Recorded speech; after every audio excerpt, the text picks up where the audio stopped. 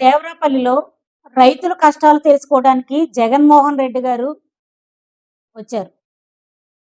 జగన్మోహన్ రెడ్డి గారు వచ్చినటువంటి టైంకి జనం, వైఎస్ఆర్ కాంగ్రెస్ పార్టీ జనం అయితేనేవనివ్వండి, స్వచ్ఛందంగా ఆయన అభిమానులైతేనేనివ్వండి, ఎంత జనం అంటే అసలా అది ఊరా, జన సముద్రమా తెలియకుండా పోయింది. ఏ రోడ్డు చూడనివ్వండి, ఏ ప్రాంతం చూడనివ్వండి, ఆ పక్కన ఉన్నటువంటి పొలాలు చూడనివ్వండి, స్థలాలు చూడనివ్వండి, అసలు జనంతో నిండిపోయి ఇసకేస్తే రాళ్ళలేనంత విధంగా జనం వచ్చారు.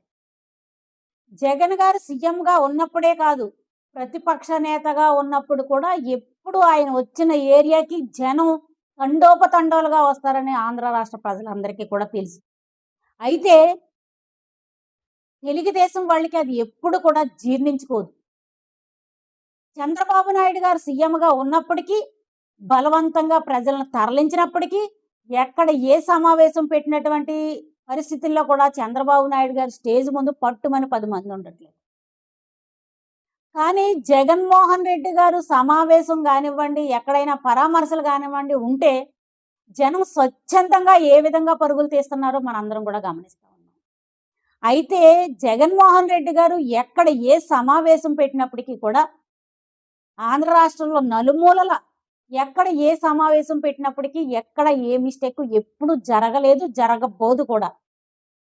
కానీ తెలుగుదేశం నాయకులు ఎవరైతే ఉన్నారో వాళ్ళందరూ కూడా జగన్ గారు ఎక్కడ దొరుకుతారా, ఎక్కడ ఆయన్ని ట్రోల్ చేద్దామా, ఎక్కడ ఆయన పేపర్‌లో నిండా ఆయన మీద అబండాలు రాద్దామా, టీవీల్లో ఎక్కడ అబద్ధాలు చెప్దామా అని చూసేటటువంటి వీరికి ఒక చిన్న అవకాశం దొరికింది. దాన్ని చిలవల పలవలుగా అల్లేసి, దాన్ని విపరీతంగా ట్రోల్ చేసి, జగన్ గారు సక్సెస్ అయిన ఆ మీటింగ్‌ని అట్టర్ ఫ్లాప్‌గా క్రియేట్ చేయాలని తప్పించారు తెలుగుదేశానికి సంబంధించి నారా చంద్రబాబు నాయుడు గారు, లోకేష్ గారు. కానీ ఆళ్ళ పాచికలు పన్నలేదు.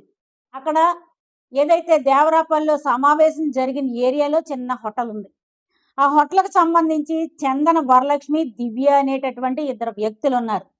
వాళ్ళిద్దరూ హోటల్ రన్ చేసుకుంటా ఉంటారు.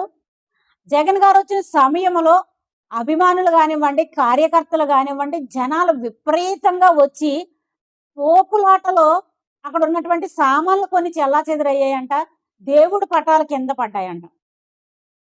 దీన్ని జగన్మోహన్ రెడ్డి గారే ఈ దేవుడి పటాలను కిందన పడేసి చేయించారు.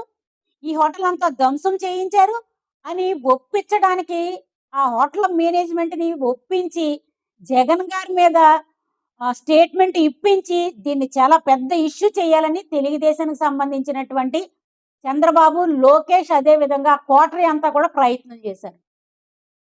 చేస్తే ఆ దివ్య వరలక్ష్ములు ఎవరైతే ఉన్నారో వాళ్ళని ఈ తెలుగుదేశం వాళ్ళు ఎన్ని ప్రలోభాలు పెట్టినప్పటికీ కూడా మేము అబద్ధం చెప్పం. మేము జగన్మోహన్ రెడ్డి గారి అభిమానులం. ఆయన 2019 నుంచి 24 వరకు పరిపాలించినటువంటి టైంలో మాకు 2 ఇల్లు స్థలాలిచ్చారు. మా ఇంటికి ప్రతి ఒక్క లబ్ధి వచ్చింది. మా పిల్లలకి అమ్మఒడొచ్చింది. మాకు అనేకమైన సంక్షేమాలొచ్చి ఆయన వల్ల మేము బ్రతికాం గాబట్టి, ఆయనంటే మాకు అభిమానం గాబట్టి, మీరు ఎన్ని ప్రలాభాలు పెట్టినా, మీరు డబ్బులిచ్చినా, మీరు ఇంకోటిచ్చినా, మీరు ఇంకోటిచ్చినా కానీ మేము అబద్ధం చెప్పమని స్టాండ్ బై అయినటువంటి వరలక్ష్మి, దివ్యలు. అంతేకాదు వాళ్ళు జగన్ గారి దగ్గరికొచ్చారు. వచ్చి అన్న మమ్మల్ని ఇలా ప్రలోభ పెట్టారు, ఇలా హెరాస్ చేశారు తెలుగుదేశం వాళ్ళు. అయినప్పటికీ కూడా మేము లొంగలేదు, నిలబడ్డాం. మీరంటే మాకిష్టం. మిమ్మల్ని కలవడం, మిమ్మల్ని చూడడం మాకు చాలా సంతోషం అని చెప్పినటువంటి వ్యక్తులు. అయితే సిగ్గుగా లేదా అని అడుగుతా ఉన్నాను చంద్రబాబు నాయుడు గారిని, లోకేష్ గారిని.